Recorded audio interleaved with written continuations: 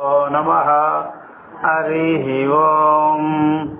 ఓం శ్రుతిస్మృతిపురాణానాం ఆలయం కరుణాలయం నమామి భగవత్పాదం శంకరం లోకశంకరం శంకరం శంకరాచార్యం కేశవం బాదరాయణం సూత్రభాష్యకృతం వందే భగవంతో పునః పునః.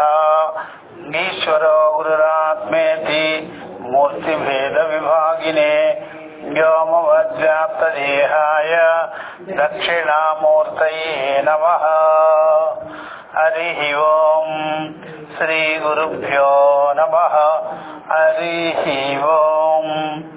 ఓం శ్రుతిస్మృతిపురాణానాం ఆలయం కరుణాలయం నమామి భగవత్పాదం శంకరం లోకశంకరం శంకరం శంకరాచార్యం కేశవం బాదరాయణం సూత్రభాష్యకృతం వందే భగవంతో పునః పునః. ఈశ్వరో గురురాత్మేతి మూర్తిభేద విభాగినే వ్యోమవద్వ్యాప్తదేహాయ దక్షిణామూర్తయే నమః. హరిః ఓం. శ్రీ గురుభ్యో నమః. హరిః ఓం. తత్సతు. మనము ఈ రోజు నుంచి ఈ యొక్క చతుస్సూత్రి అయిన తర్వాత ఈ రోజు నుంచి మనము ఈక్షత్యధికరణము, ఈక్షతి ప్లస్ అధికరణము, ఈక్షత్యధికరణము అనేది 5వ సూత్రము. 5వ సూత్రం నుంచి మనము చెప్పుకుంటాము అన్నమాట. 5 దీంట్లో భాష్య భాగాలు అని ఉంటాయి, దాంతో సంబంధం లేదు. మనకి సూత్రం అధికరణము, అధ్యాయము, అధికరణము, సూత్రము అట్లా మనకి లెక్క అనమాట. అందుకని ఇక్కడ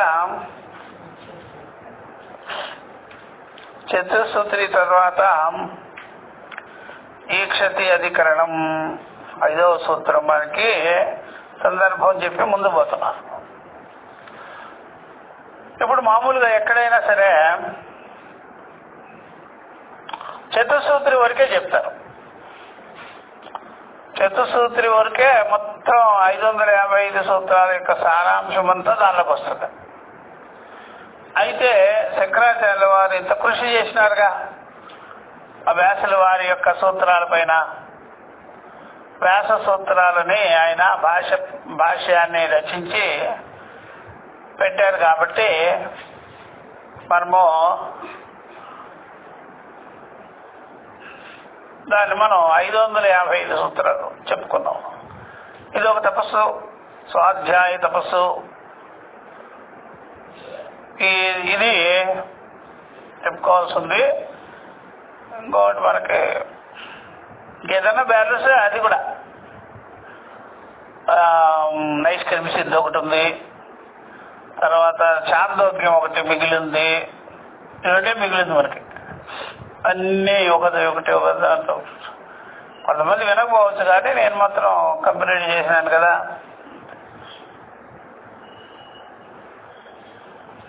కాబట్టి ఇక్కడ చెప్తున్నారు,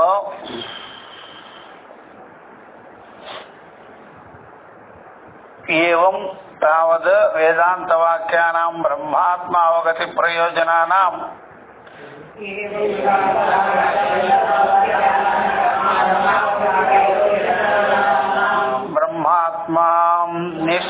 బ్రహ్మాత్మని తాత్పర్యేణ సమన్వితానాం అంతరేణాపి కార్యానుప్రవేశం బ్రహ్మణి పర్యవసానం ఉక్తం. అదే అనమాట. ఏవం ఈ ప్రకారంగా తావత్ ఇచ్చట వేదాంత వాక్యానాం అంటే ఉపనిషద్ వాక్యానాం, ఉపనిషద్ వాక్యములో ఆత్మాచ బ్రహ్మ అట్లాగా సర్వం కల్విదం బ్రహ్మ, ఇట్లాగా అహం బ్రహ్మాస్మి, అయమాత్మ బ్రహ్మ, తత్వమసి ఇత్యాది వేదాంత వాక్యానం ఆత్మ చ బ్రహ్మ అనేది ఆత్మ ఏకత్వ జ్ఞానాన్ని కలిగించే వాక్యములు వేదాంత వాక్యములు. అంతేగానే వేరే వాళ్ళు చెప్పేటువంటి వాక్యాలకి కాదు అవన్నీ అయ్యే సందర్భమే లేదు. ఇది వేరు ఏకత్వ ప్రతిపాదన, వెరీ వెరీ సీరియస్ విషయాలు అనమాట. అంతేగాని పౌరాణికంలాగా కాదు కదా. పౌరాణికం బైబుల్ వాక్యాలు వాడి వాక్యాలు వాడి వాక్యాలు అట్లా ఉండవు. ఇవే చాలా సీరియస్ అనమాట. చాలా గంభీరమైనటువంటివి, పరిపూర్ణమైనటువంటి సర్వవ్యాపకమైనటువంటి దృష్టితో చెప్పేటువంటి బ్రహ్మాత్మ ఏకత్వ వాక్యములు. వాక్యాలంటేనే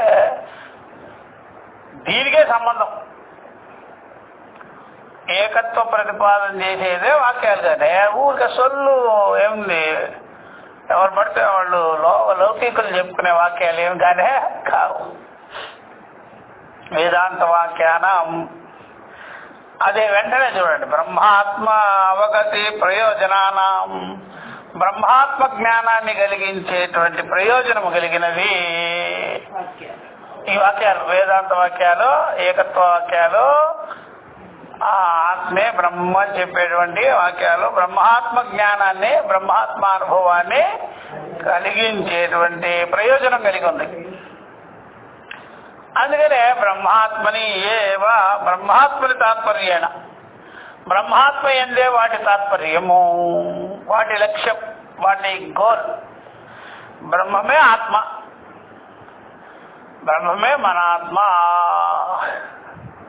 సర్వం కల్విదం బ్రహ్మ అనేటువంటి తాత్పర్యము కలిగి ఉన్నాయి అనమాట. అవన్నీ అలాగే సమన్వయానికి వస్తుంటుంది. సమన్వితానాం సమన్వయం అవుతూ ఉన్నాయి వాక్యాలు, ఉపనిషద్ వాక్యాలు. సమన్వితానాం అంతరేణాపి, ఒక్కొక్కసారి మీకు ఆ వాక్యాలు సమానంగా అనిపించకపోయినా కనిపించకపోయినా అయితే బ్రహ్మము ఎందే వాటి తాత్పర్యం. ఆకాశము అంటాం, ఏమంటే పంచభూతాలు చెప్తున్నారు కదా మీరు అంటే అట్లా ఏమనుకోవద్దు. ఆకాశో వై నామ, ఆకాశం, ఆకాశ ఆనంద, అందువల్ల ఆకాశమే బ్రహ్మం, ఆకాశమే ఆనందం. అట్లా మీకు వేరేగా డిఫరెంట్గా అనిపించినా సరే అంతరేణాపి సమన్వయానికి భిన్నంగా అనిపించినా సరే వాటి ప్రయోజనము, వాటి కార్యానుప్రవేశం బ్రహ్మణి ఏవ. బ్రహ్మణి నేనేమనుకున్నాను, బ్రహ్మణి ఏవా అని పెట్టుకో. బ్రహ్మణి ఏవ పర్యవసాన ముక్తం, బ్రహ్మము ఎందే పర్యవసానం అవుతుంది, బ్రహ్మము ఎందే లక్షించబడుతుంది, బ్రహ్మము ఎందే నిలబడిపోతుంది, బ్రహ్మములోనే చేరిపోతున్నది అని చెప్తున్నారు అన్నమాట. అట్లా అందువల్ల అస్పష్టంగా అనిపించినా సరే బ్రహ్మలింగములే, అస్పష్ట బ్రహ్మలింగాలు అంటారు దాన్ని. అస్పష్ట బ్రహ్మలింగాలు అంటే స్పష్టంగా అన్నట్టుగా అనిపించినా సరే అదంతా స్పష్టం చేయుటకు ఉన్నది శాస్త్రము, ఆచార్యుడు. బ్రహ్మం ఏందే తాత్పర్యం అనమాట. అందువల్ల ఏకత్వ ప్రతిపాదన, అద్వితీయ ప్రతిపాదన, ద్వైత ప్రతిపాదన లేదు, అద్వైత ప్రతిపాదనే ఉంది. అందువల్ల విష్ణు అన్నా, రాముడన్నా, భీముడన్నా, లక్ష్మణుడన్నా ఎవరన్నా సరే అద్వైత ప్రతిపాదనలోకి వెళ్ళిపోతారు. రామ అని చెప్పు శబ్దం మనోళ్ళు, అలా విష్ణు అని చెప్పు, వినాయకుడు అంటే కూడా పరబ్రహ్మమే. అందుకనే వినాయకుడు స్తోత్రం రాసినా సరే పరబ్రహ్మ తత్వానికి సంబంధించుకునే రాశారు. అట్లా దేవి దేవతలు అందరూ అనమాట. నువ్వు ఇది తెలుసుకొని అట్లా దాన్ని తెలుసుకొని వేదాంతం మాది కూడా వేదాంతం అంటే మాత్రం ఊరుకోరు. ఇది వీళ్ళే చెప్పి నా మాట నువ్వు మాకు చెప్పద్దు, మాది కూడా వేదాంతమే అనొద్దు. మేము ఇచ్చినాం దారి నీకు, మీ వాక్యాలకు కూడా బ్రహ్మము ఎందే తాత్పర్యము అని చెప్పేసి. ఎందుకని అట్లా అన్నారు? కాంట్రవర్సీ రాదా? ఒకసేపు ఇండ్రా కూర్చొని తెలుస్తుంది. చరాచరం ఇదం అన్నప్పుడు ఎక్కడికి పోయినావు నువ్వు? నీ తలకాయ ఎక్కడ పెట్టుకున్నావు? సూర్యమణమాపురు చదువు లేకుండా అని మాట, అప్పుడు నీ తలకాయ ఎక్కడ పెట్టుకున్నావు? చరాచరం అన్నావు, చరాచరము పరబ్రహ్మమే అన్నావు, సర్వం కల్విదం బ్రహ్మ అన్నావు. అప్పుడు చీపురు కట్ట కూడా వచ్చింది కదా బ్రహ్మంలో కలిసేదానికి. చాట, చీపురు కట్ట, చెప్పులు, పెంట, పేడ మొత్తం ఏమైపోయింది? బ్రహ్మంలోనే చేరిపోయింది కదా. మరి చరాచరం అన్నప్పుడు నీ తలకాయ ఎక్కడ పెట్టుకున్నావు? అందుకని సమన్వయం అవుతాయి. అందువల్ల ద్వైతం అనేది అద్వైతాల కంటే వేరుగా లేదు. అట్లా సమన్వయం చేసుకోవాలి. ఇది తెలుసుకోవాలి, అది తెలుసుకోవాలా, అది తెలుసుకొని ఇది తెలుసుకుంటావా? ముందు శృతి అర్థం తెలుసుకోవాలి, దానికి సమన్వయం చేసుకో. దాని నుంచి నువ్వు ఇక్కడేం సమన్వయం చేయలేవు. కార్యాన్ని పట్టుకొని కారణాన్ని వెతకలేవు. కారణాన్ని తెలుసుకుంటే కార్యమంతా దానిలోకి అట్లా అనమాట. అందుకని ముందు వేదాంతమే తెలుసుకో, బ్రహ్మ విద్య తెలుసుకో, ఉపనిషత్తులే తెలుసుకో. తర్వాత పురాణాలు ఓపెన్ చేస్తే నీకు అంతా బ్రహ్మంలా కనిపిస్తుంది. సరాసరి పురాణాలు ఓపెన్ చేసుకొని కూర్చున్నావు అనుకో, సమన్వయం చేయలేవు, నీ వల్ల కాదు.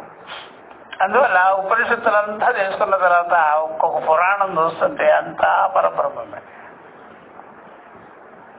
అట్లా అన్నమాట. అందుకనే వాళ్ళు ఆ మాట అంటున్నారు. అందువల్ల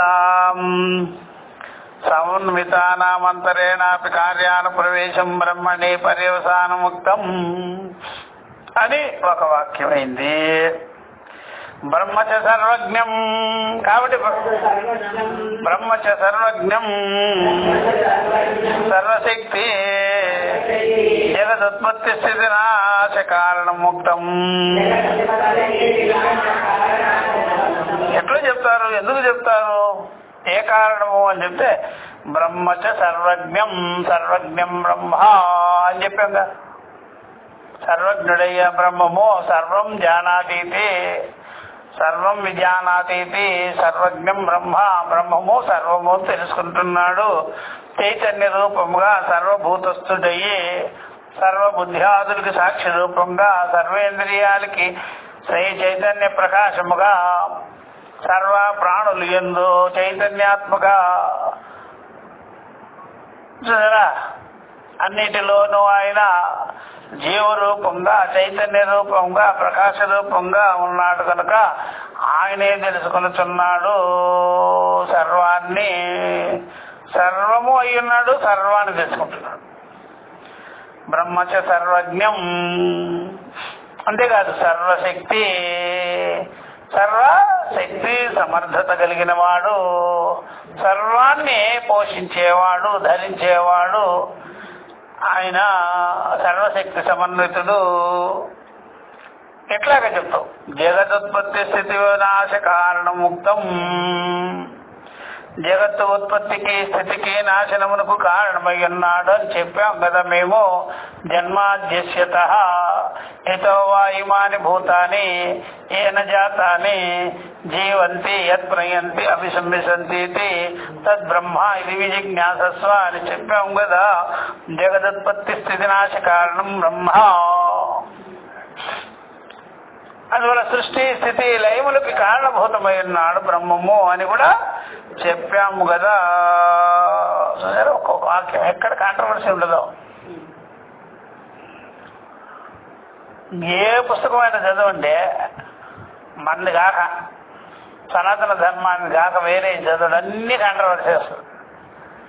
ఏవేవో చెప్తారు, ఎక్కడైనా పొందలు లేని మాటలన్నీ ఉంటాయి. ఇక్కడ అట్లా కుదరదు. ఇంకా ఋషులండి వీళ్ళంతా, పొలిటీషియన్స్ కాదు. అందువల్ల జగత్తులో ఉండేటువంటి మతాల పేరుతో ఉండేది పొలిటీషియన్స్. వాళ్ళు ఏదో ఒక దాన్ని పట్టుకొని పాలిటిక్స్ నడిపించినారు. మనం అలా ఎందుకు నడిపిస్తాం? మనం ఏంటంటే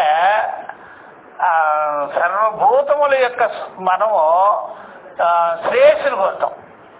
సర్వే భవంతు సుఖినః సర్వే భవంతు నిరామయాః అని కదా. కాబట్టి మన ఋషులు అట్లాంటి వాడు.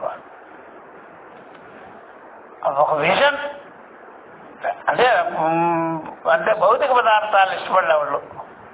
పాలిటిక్స్ భౌతిక పదార్థాలు అంటే కదా పాలిటిక్స్ వచ్చేది.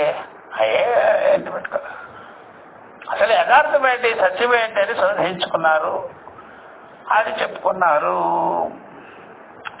సాంఖ్యాదయస్తు పరినిష్ఠితం వస్తు పరినిష్ఠితం వస్తు ప్రమాణాంతరగమ్యం ఏవ ఇతి మన్యమానాః ప్రధానాదీని కారణాంతరాణి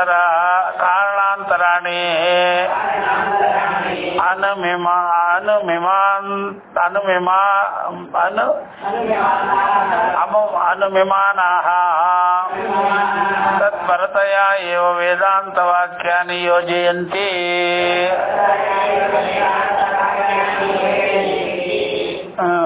పరతయా ఏవ వేదాంతవాక్యాన్ని యోజయంతి అని చెప్పేసి. కాబట్టి సాంఖ్యాదయస్తు సాంఖ్యాదులు ఆదిపదం చేత వాళ్ళతో చేరిన వాళ్ళు. జీవుడు వేరు, అలాగా పురుషుడు వేరు, ఈశ్వరుడు వేరు, జీవుడు వేరు, అట్లాగా పురుషుడు ప్రకృతి వేరు అని చెప్పేవాళ్ళు.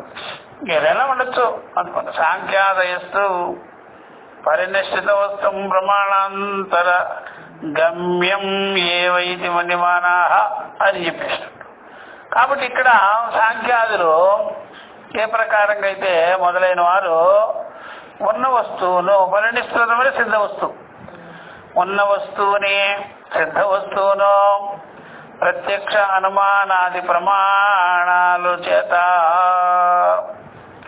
ఉన్న వస్తువుని ఏం చేస్తారు? ప్రత్యక్షాది ప్రమాణాలతో చూస్తుంటారు. ప్రత్యక్షాది ప్రమాణాలతో ప్రమాణాంతరగమ్యమేవేతి. కాబట్టి ప్రత్యక్షాది ప్రమాణముల చేతనే తెలుసుకుంటారు. వాళ్ళు చేసుకుంటారు. అట్లాగా ఉన్న వస్తువుని తెలుసుకోవాలంటే ప్రత్యక్షాది ప్రమాణముల ద్వారా తెలుసుకొనిచుంటారు అని వాళ్ళ యొక్క అభిప్రాయమై ఉన్నది. ఇట్లాగా మన్ని ఏవైతే మన్యమానాః అలాంటి వాళ్ళు ఏం చేస్తారంటే జగత్తుకి మూల కారణమైంది ఎవరో కాదు, ప్రధానం అంటారు. ప్రధానం అంటే ఒక రకమైనటువంటి జడ వస్తువు, ఒక రకమైన అణు వస్తువు, అది ప్రధానం అంటారు. జడ వస్తువు అణువు ఒక మట్టి లాంటిది, అదే జగత్తుకి ప్రధానము కారణము అంటారు వాళ్ళు. చైతన్యం కాదు అంటారు. అంటే చైతన్యం పుడతాది అంటారు. ఇట్లా ఇలాగా అణువాదులు కూడా ఈ మాట అంటారు. ప్రధానాదీని ఆదిపదం చేత వాళ్ళు ప్రధానాదులతో ఒక రకంగా చూస్తే ప్రకృతి అంటారు. ప్రకృతి అంటారు, అణువు అంటారు, జడ వస్తువు అంటారు, పదార్థం అంటారు, ఇట్లాగనమాట. అందుకని ఆదిపదం చేత వాడుకోవాలి. ప్రధానాదీని ప్రధానము మొదలైనవి వాళ్ళే ఇవన్నీ మూల కారణమైంది అంటే చెప్తారనమాట. ఈ ప్రకారంగా చెప్తారు. ప్రధానము మొదలైన ఇతర కారణాల గురించి వాళ్ళు ఊహిస్తూ ఉంటారు, అనుమానం చేస్తుంటారు, తర్కించుకుంటుంటారు. ఈ కారణం చేత ఊహిస్తూ వేదాంత వాక్యాలు వేదాంత వాక్యాలు ఆ ప్రధానాదులనే చెబుతున్నాయని అంటూ వాటి వాటికి ఆ విధంగా అర్థం చెబుతారు అనమాట. వేదాంత వాక్యాలు కూడా అట్లాంటివి అంటారు వాళ్ళు. వేదాంత వాక్యాలు కూడా ప్రధానం చెప్తుంది, ప్రకృతి చెప్తుంది, 3 గుణాలు చెప్తుంది, పదార్థాలే చెప్తుంది, అణువులే చెప్తుంది, జడమే చెప్తుంది అని వాళ్ళు ఆ ప్రకారంగా వేదాంత వాక్యాలు కూడా అలాగ కలిపేసుకుంటారు. జరా ప్రధాన దీని కారణాంతరాన్ని అనుమిమానా తత్పరతయ ఏవ, దానికి సంబంధించుకొని దాని గురించి చెప్పేదిగానే ఉన్నది వేదాంత వాక్యాలు అని యోజయంతి నిర్ణయాలు చేసుకుంటుంటారు. ఇప్పుడు వేదాంతులు కూడా ఎక్కడికి లాగినారు? ప్రధాన వాదంలోకే చేసుకుంటారు. అది కూడా ప్రధానమే చెప్తుంది, 3 గుణాలు చెప్తుంది, 3 గుణాలు సృష్టి చెప్తుంది. ఇది ఇప్పుడు పంచీకరణం చేసేవాళ్ళు ఉంటారు, వాళ్ళు ఇలాగే చెప్తారు.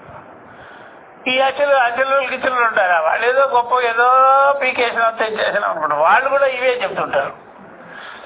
వేదాంతం వేరు, వేదాంతం అచలు లాగా కాదు, ఈ పంచీకరణం చెప్పేవాళ్ళు లాగా కాదు. మనం పంచీకరణము చెప్పేటప్పుడు మనకి అందుబాటులో చిన్న చిన్న విషయాలు దొరకవు, అందుకని సాంఖ్యుల మాటలు వాడుకుంటుంటాం. వేదాంతం చెప్పేది చిన్న మాటలు దొరకవు, మనకి పెద్ద మాటలే దొరుకుతాయి. లో లెవెల్లో వాళ్ళ మాటలన్నీ మనం అప్లై చేసేసుకుంటాం, కొంతవరకు వాడుకుంటాం. మనం దిగిరాము, మన దగ్గర లేదు అట్లాంటి మెటీరియల్ లేదు, లేకపోయేటప్పటికి అది కొట్టరా ఉంటుందా, అట్లా ఏదో చేర్చు అని చెప్తాం. తర్వాత ఏమైంది, తీసి పారేసేదే కదా, తీసి పారేసేదానికి ఇంత గొప్పగా వాడవలసిన పని లేదు అని తీసుకుంటాం. అట్లా అందుకనే మొట్టమొదటి క్రికెట్కి పోయేటప్పుడు కూడా ఆ పెద్ద వాళ్ళని తీసుకొచ్చి ముందు కూర్చొని పెట్టరు, అయ్యా లేనిపోయినవన్నీ. అందుకని నాసిరకంగా ఉండే వాళ్ళంతా తొందరగా ముందు పో అని వాడు 2-3 బాల్కి వాడు ఓడిపోతుంటాడు. అప్పుడు వీడు తిరుగుతారు, ఎంట్రైకి వాడుతుంది దెబ్బకి వాటి 250 అట్లా తీసుకుంటారు. అయితే ముందుగానే వాళ్ళు ఎంటర్. అట్లా వేదాంతం చిన్న చిన్న విషయాలు పంచీకరణ చెప్పుకునేది మాకెందుకు అసలు ఎన్ని తీసి పడేసేదానికి సెట్టింగ్లు అవి సాంఖ్యాన్ని తర్కాన్ని అవన్నీ వాడతారు. ఏది మే గురుభే పూర్వం పదవాక్య ప్రమాణత వ్యాఖ్యాత వేదాంత తాన్నిత్యం ప్రణతోస్మ్యహం. మేము వేదాంతం చెప్పేదానికి వీళ్ళందరూ మాకు హెల్ప్ చేసినారయ్యా. పద వాక్యాన్ని సరే ప్రమాణాన్ని, పదాలు వైయాకరణలు, వ్యాఖ్యానం చేసేదానికి వాక్యం ఇలాగ ఉండాలి, వాక్యం యొక్క కూర్పు అని చెప్పేవాడు మీమాంసకులు, ప్రమాణాన్ని తార్కికులు. అట్లాంటి వాళ్ళందరూ మనం యూజ్ చేసుకుంటాము. వేదాంతం చెప్పాలంటే మనకి అట్లాగా వేదాంతం చెప్పేంత సీన్ కూడా లేదు మాకు అంటే. ఎందువల్లంటే బోధించాలంటే వీళ్ళందరూ కావాలయ్యా, నాకు బోధన చేసుకునే అంత సీన్ ఎక్కడిది మాకు, అంతా అదే ఎందుకో అని చెప్పారు. అందుకని బోధించాలంటే లో లెవెల్కి దిగాలి. యథార్థం అంటే బ్రహ్మం కంటే వేరేది రెండవది లేదు. అట్లా అందుకని వాళ్ళంతా యూజ్ చేసుకుంటాం. చేసుకొని తర్వాత నెగెక్ట్ చేసేటప్పుడు పోతారు కదా వాళ్ళందరూ. బ్రహ్మం ఒక్కటే కదా మిగిలేది, జ్ఞాతే ద్వైతం న విద్యతే. అందుకని వీళ్ళందరినీ వాడుకుంటాం మనం. అర్థమైందా? వాళ్ళకి తెలీదు, మేము కూడా వీళ్ళతోనే ఉన్నాం. వీళ్ళు ఎప్పుడో నెట్టిపారేస్తారు. జ్ఞాతే ద్వైతం న విద్యతే కొట్టిపారేస్తారు. విద్యతే హృదయ గ్రంథి చిద్యతే సర్వ సంశయ ఉపదేశాదయం వాదో జ్ఞాతే ద్వైతం న విద్యతే.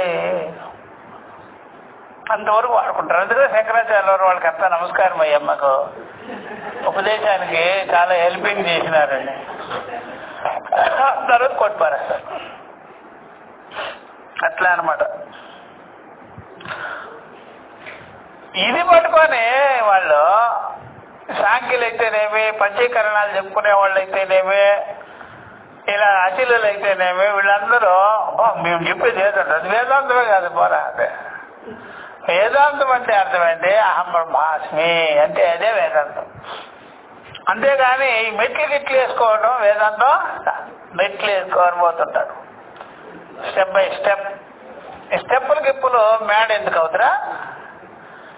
ఎప్పుడు మనం మేడ మీదకి ఎక్కుతావో స్టెప్పులు తీసి పడేస్తావో మేడ ఎక్కిన తర్వాత నిత్యం తీసేయాలి కదా. ఆ స్టెప్పులు అంతా వేదాంతం కదయ్యా.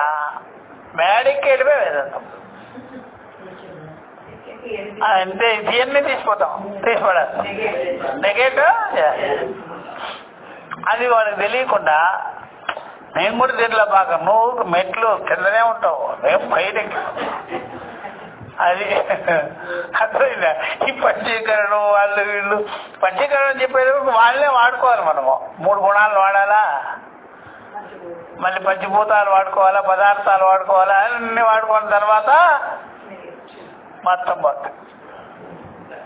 అదే అనమాట. అది తెలియకుండా అబ్బా అబ్బా మమ్మల్ని కూడా ఆడుకున్నాను ఎక్కడయ్యా అది. అందువల్ల ప్రధానాదీని కారణాంతరాణి అనుమిమానా తత్పరతయా ఏవ వేదాంత వాక్యాన్ని యోజయంతి అని చెప్పారు. ఈ ప్రకారంగా ఇలాగ వ్యాఖ్యానం చేస్తుంటారు.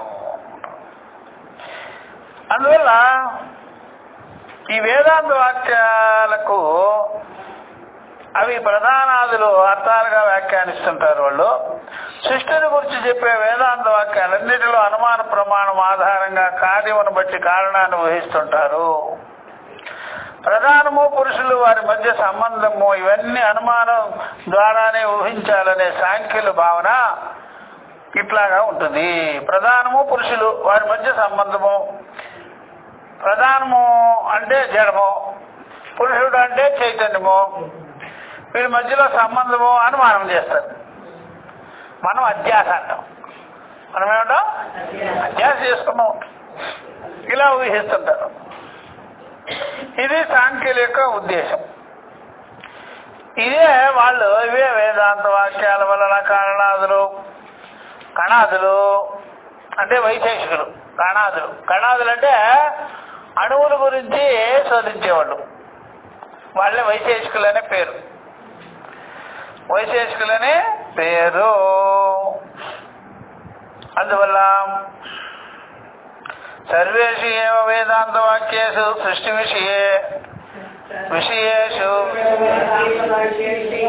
విషయేషు అనుమానేనైవ కార్యేణ కారణం లిలక్షయితం.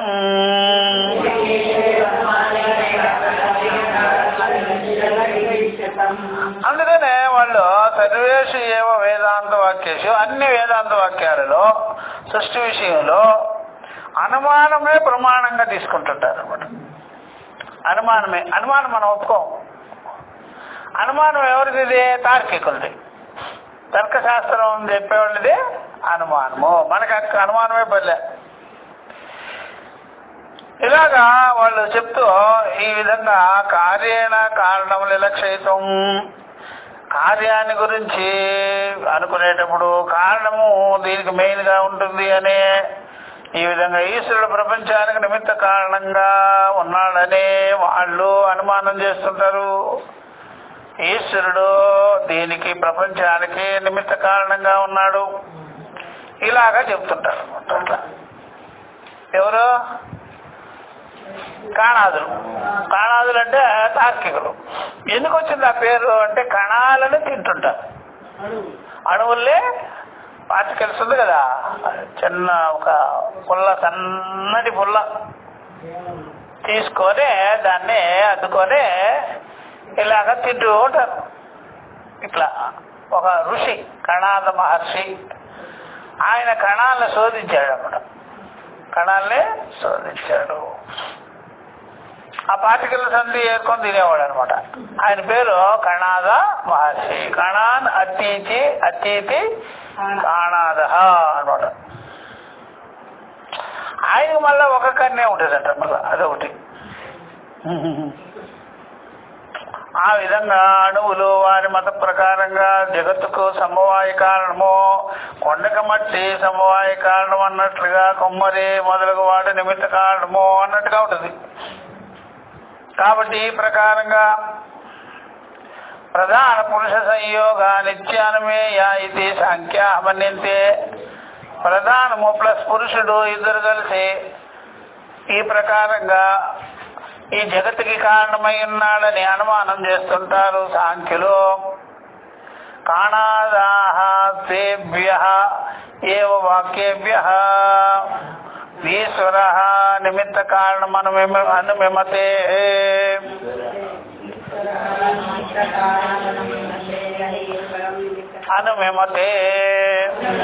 కాబట్టి ఈ ప్రకారంగానే కాణాదుల వలె ఇక్కడ చూసారా, ఈ సాంఖ్యులు ఇట్లా అనుకుంటారు కదా, కాణాదులు కూడా ఈ వాళ్ళ వాక్యాలు వాళ్ళది చెప్పేది కూడా ఈశ్వరుడు నిమిత్త కారణము అని అనుమానం చేస్తారు. అణువులేమో మూల కారణం. ఇట్లాగా కుమ్మరివాడు నిమిత్త కారణం, మట్టి ఉపాదాన కారణం మెయిన్. అట్లాగా వీళ్ళు కూడా కాణాదులు కూడా అనుకుంటారు నిమిత్త కారణం. ఈశ్వరుడు నిమిత్త కారణం, ఈశ్వరుడు అని ఒప్పుకుంటారు. ఈశ్వరుడు నిమిత్త కారణం. ఉపాదాన కారణం ఎవరో మూల కారణం అణువులు. అంటే రెండు వచ్చింది కదా ద్వైతము. అట్లా అన్నమాట. ఈశ్వరుడు చైతన్యమా లేకపోతే అణువుల చైతన్యమా? మరే కదయా, ఈశ్వరుడు చైతన్యం కదా. ఈశ్వరుడు లేకుండా అణువులు ఏం చేయగలవు? అట్లా ఆ ప్రకారంగా భౌతికవాదం అది. ఇలాగా అణుస్య సమవాయి కారణం, అణువులు సమవాయి కారణము కొండక మట్టి వలె అనుకుంటారు అన్నమాట. ఈ జగత్తుకి సమవాయి కారణంగా ఉంది అని వాళ్ళ మతం, వాళ్ళ అభిప్రాయం. కొండక మట్టి ఎలాగా సమవాయి కారణంగా ఉందో అంటే కలిసిపోయే కారణం. సమవాయం అంటే అర్థమే కలిసిపోయే కారణం, కలిసిపోద్ది అని కొమ్మరి మొదలగు వాళ్ళు నిమిత్త కారణంగా ఉన్నారు. అలాగే ఈశ్వరుడు కూడా నిమిత్త కారణంగా ఉన్నాడు అనేవాళ్ళు. ఇలాగే ఇతర తార్కికులు కూడా కొన్ని వాక్యాభ్యాసాలను, ఇలా వాక్య ఆభాసాలను, ఇట్లాగే ఈ వాక్యాలకు సంబంధించిన కొన్నట్టుగా ఉండేటువంటి మాటలు చెప్తుంటారు. యుక్తి ఆభాసాలను పట్టుకొని యుక్తి తర్కం, సరిపోయే తర్కమో సరిపోయే మాటలు వాడుతుంటారు. వీళ్ళకి డిటో వాడుతుంటారు. ఇప్పుడు మన లోకంలో కూడా డిటో మాటలు ఉంటాయి. బ్రహ్మకుమారి చెప్పినట్టుగానే వైష్ణవులు చెప్తారు, వైష్ణవులు చెప్పినట్టుగానే వీళ్ళు చెప్తుంటారు. ఇట్లా ఉంటాయి అన్నమాట డిటో మాటలు. అట్లా మన వాళ్ళు ఈ మాత్రం లోతుగానే ఆలోచించారు. ఈ ఎడారి మతాలు అయితే అట్లా ఏం సరికొండదు, ఒకే చెప్తుంటారు. 7 రోజులు సృష్టి చేసేసినాడు అంటాడు, దానికి ఏం చెప్తాడో, ఎక్కడి నుండి చేసినాడో చెప్పడు, ఈ పంచభూతాలు ఏమిటో చెప్పడు సరిగ్గా, ఇదే చెప్తారు 5 కబుర్లు. వాళ్ళ దేవుడు దేనికి వచ్చాడంటే మీ రేషన్ బియ్యం ఇచ్చేదాకే వచ్చినాడు. అది ప్రత్యేకంగా అది ఏముంటుందా రేషన్ బియ్యానికి ఎందుకు రావాడా, మీకుండే ఈటి బాధలు తీర్చేదానికే వచ్చినాడు. అంటే మీ ఊర్లో రాజు ఎందుకు పని చేయటంలా? మీ ఊర్లో ఉండే రాజు ఉన్నాడే, వాడు ఏం పని చేయటంలా. అందుకని డైరెక్ట్గా వాడు ప్రభువే యెహోవా చేసినాడు అనమాట నీ రేషన్ బియ్యానికి. అమ్మ ఎంత దరిద్రపు మాటలు చూడండి. ఈ చరాచరానికి అనే మాటలు పోయింది అయింది. నీ రేషన్ బియ్యం దేవుడు 10 కేజీలు బియ్యం ఇచ్చేదానికి. అయ్యో రామ, అంత చీపు క్వాలిటీ దేవుడా? నీ జనాలు పోగొట్టేదేనికే దేవుడా? అంటే డాక్టర్ ఏం చేస్తున్నాడు ఆవిడా?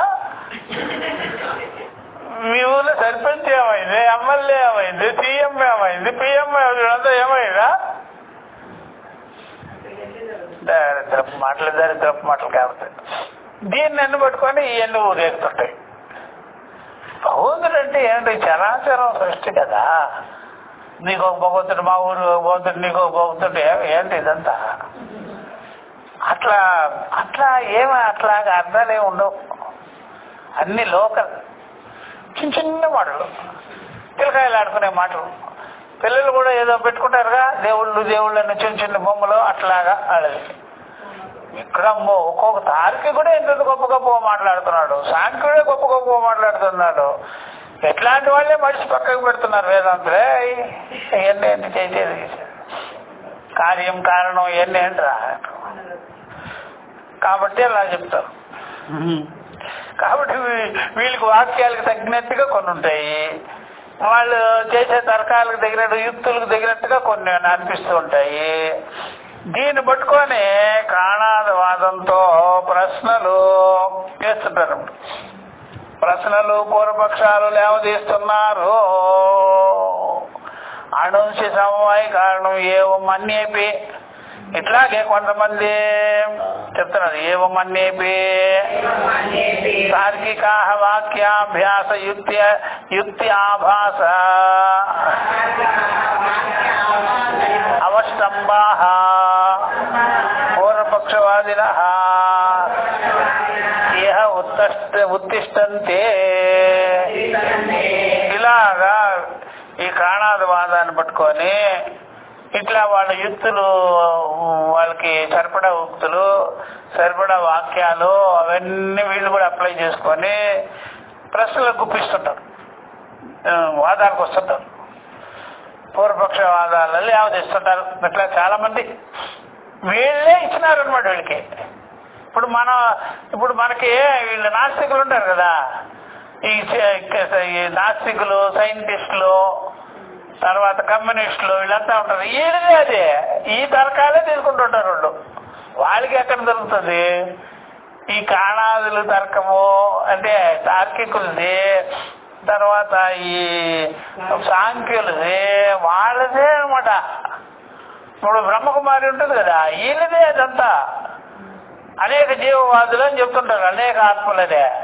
అది సాంఖ్యులది అనమాట. వీళ్ళకి కూడా అనేక ఆత్మలే. వీళ్ళు వాదే అంటే మనం ఎంత వాళ్ళు దీన్ని బట్టి చూస్తుంటే సాంఖ్యులు, తార్కికులు వీళ్ళు మెటీరియల్ అందరికి సప్లై చేసినట్టేగా. అట్లాగా నాస్తికులు ఉంటారు కదా, చార్వాకులు, వాళ్ళ మెటీరియల్ కూడా సప్లై చేసినట్టుగా జగత్తుకే. ఆ మనవాళ్ళు ఎంత గొప్ప వాళ్ళు. చార్వాక మతం ఇక్కడిదే కదా. చార్వాకుడు వాడు కూడా ఒక మునే, చార్వాక ముని. వాడు శుక్రాచార్యుడు శిష్యుడు. శుక్రాచార్యుడు రాక్షసులకు తినరా తాగరా ఓ కొట్ట కదా నేర్పింది. ఏం అప్ప సప్ప ఏం పర్వాలేదు తినేసే బాగా ఎవడికి ఏమంటారా అంటారు. అందుకనే వాళ్ళల్లో కూడా చూడండి, మా క్రైస్తవుల్లో కానీ ముసల్మాన్లలో కానీ వాళ్ళలో పునర్జన్మ వాదం లేదు అక్కడ. ఎందుకంటే అది నాస్తికులు అంటే చేసేది. ఇదే ద్వారా ఎవడరా ఉంటుంది, పుట్టేది లేదు వచ్చేది లేదు, కాలిపోతుంటాం ఇక్కడ. భస్మీభూతమిదం శరీరం అని కదా. పుట్టుక లేదంటే అర్థమేంటి? ఏదైనా చేసిపో, దాని ప్రతిఫలం లేదన్నట్టే కదా. ఎంత ఘోరమో చూడమ్మా. కానీ ఆత్మ సత్యమా కాదా చెప్పు? ఆత్మ సత్యం అయితే పునర్జన్మ వస్తుంది రాయన. ఆత్మ కూడా మెటీరియల్ అయితే నాశనం. అప్పుడు నీ దేవుణ్ణి నువ్వు మెటీరియల్ అనుకుంటున్నావా? ఏమిటి చెప్పురా. నీ అల్లా చచ్చిపోయేవాడు అనమాట. నిత్యమైన దేవుడైతే, అది సత్యమైన వాడైతే, సర్వభూతస్థుడైతే, సర్వవ్యాపి అయితే దానికి అనిత్యత్వ దోషం రాదు కదా. అప్పుడు నువ్వు చేసినవన్నీ ఆయన గుర్తుపెట్టుకుంటాడు. ఆయన దగ్గర ఉంటుంది లిస్ట్, నువ్వు చేసినవే లిస్ట్. అట్లా అనమాట. కాబట్టి ఎప్పుడైనా సరే మీరున్నారనుకోండి, ఇల్లు గురించి చూసుకుంటున్నారనుకోండి, ఎక్కడెక్కడ ఏమేమి వెలుతులు ఉంటాయి ఇంటి గురించి అన్నీ చూసుకొని చెప్తారు కదమ్మా. చెప్తారు కదా, ఏమో చెదపడుతుంది తలుపులకి చెక్కలకి అని చూసుకుంటుంటారు లేదా? అసలు మీరే లేకపోతే పడితే పోనీలే అనుకుంటారు కదా. అసలు ఈశ్వరుడు చూస్తూ ఉంటాడు. సద్రూపుడైన చూస్తూ ఉంటాడు అనమాట. ఎవడెవడు ఏ జీవి ఏమేమి చేశాడు వాడి చేతిలో అది అనుభవింపజేస్తుంటాడు. అందుకని పునర్జన్మ లేదంటే పునర్జన్మ లేకపోతే ఈశ్వరుడు సత్యరూపుడుగానే సచ్చిదానందుడుగా ఉంది.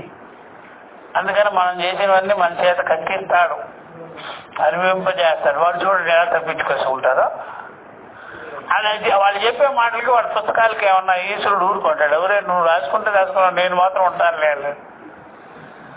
వాడు రాసుకుంటే మాత్రం ఆయన లేకుండా పోతాడా? ఏదో పుస్తకం రాసేసినవరా నీ ఉద్దేశ ప్రకారంగా, నేను మాత్రం నాది వేరే, నా ప్లాన్ వేరు. అందుకని మన ఋషులు అట్లా కాదు, ఎట్లా ఉన్నదో సత్యం అట్లా తెలుసుకున్నారు. అట్లా విన్నారు వాళ్ళు. మన ఋషులందరూ ఎలా ఉందో సత్యమో, ఎలా ఉందో పరమాత్మతత్వమో అలాగే విన్నారు వాళ్ళు. అంటే వేదనానుభవాలు ఒప్పుకోలే వాళ్ళు. మనోళ్ళు అపౌరుషేయం కదా, అపౌరుషేయ బుద్ధి కలిగే ఉండేవాళ్ళు. అంటే అతీత బుద్ధి కలిగి అతీంద్రులు వ్యవహారం చేశారు ఈ అధ్యాత్మ విషయాలు. ప్రత్యక్షాల ప్రమాణాలను యాక్సెప్టబుల్ చేయలేవాళ్ళు, ప్రత్యక్షాల ప్రమాణాలే ఒప్పుకోలేదు. మన ఋషులు చూడండి వాళ్ళు లోక వ్యవహారాలు దానికి అప్లై చేయలేవాళ్ళు. దానికి అప్లై చేసి ఉన్నారనుకోండి, అప్పుడు మనకు ఆకలి వచ్చింది అనుకోండి, పరమాత్మకు ఆకలి వచ్చినట్టే. వాళ్ళు ఒకవేళ మనకు ఆకలి వస్తే ఆయనకి ఎందుకు వస్తుందిరా, ఆకలి తప్పులు మీరున్నాడు అయినట్టు. అప్పుడు ఈ దెబ్బతో బుద్ధుల మీద వేసే దోషాలు కూడా వచ్చేసినట్టే కదా. బుద్ధి నాశనం అయిపోయింది అనుకోండి, భగవంతుడు నాశనం అయిపోయినట్టు వాడికి లెక్క. చూసారా, వాళ్ళంతా క్షణిక విజ్ఞానవాదులు. అంటే వాడు కూడా ఏం చేసినాడు, తార్కికుల్లాగే సాంఖ్యుల్లాగానే చార్వాకుల్లాగానే ప్రవర్తించినట్టేగా. కాబట్టి వాళ్ళది కూడా తప్పే అనమాట. వీళ్ళందరూ తీసుకుంటారనమాట వీళ్ళ మెటీరియల్ తీసుకొని మాట్లాడుకుంటూ ఉంటారు అనమాట అందరూ.